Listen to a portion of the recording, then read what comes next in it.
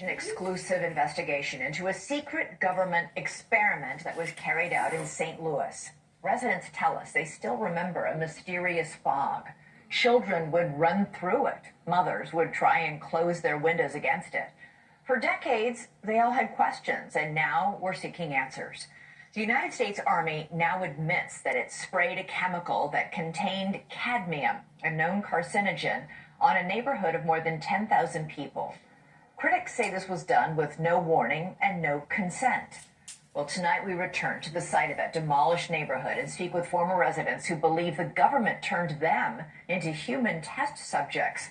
Although the Army admits that the test happened, it is not admitted to harming the residents.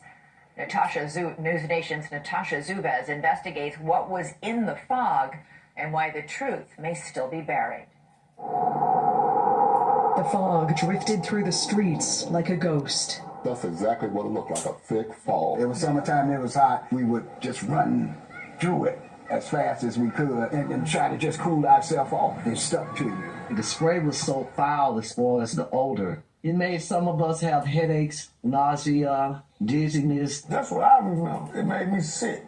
It wasn't the weather. It was an eerie smoke descending from rooftops, rolling from the backs of trucks. Regular flatbed truck, but it had a big machine on it. And it had a big nozzle that really sprayed a fog you couldn't even see through.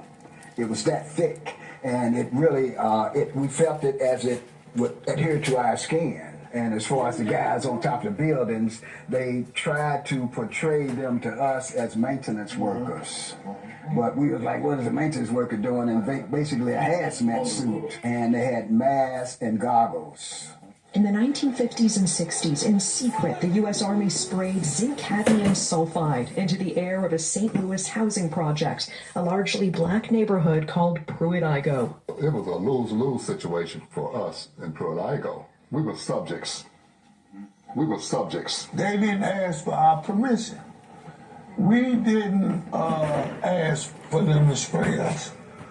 My government used me like I was a guinea pig.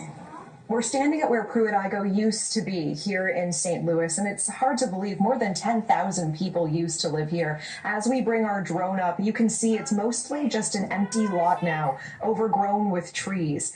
This used to be filled with 33 high-rise buildings. It was all demolished in 1976. And according to the National Research Council, St. Louis was chosen for spraying experiments because it had similar characteristics to Soviet targets like Moscow in terms of population